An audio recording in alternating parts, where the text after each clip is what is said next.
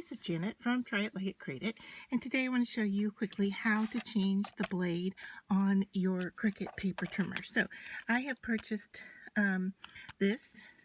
It's a double pack of blades. So let's remove those, put those there.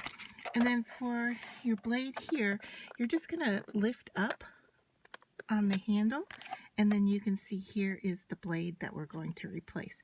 So I'm going to take that and put it in the packaging so that I can throw that out safely. And then we're going to take our new blade and put it into the track, and then easily take the handle and snap it right into place. Okay, and then you can just give it a push. You want to pinch, and then it slides. Now you have another one that comes in the package, and that can store in the underneath housing here.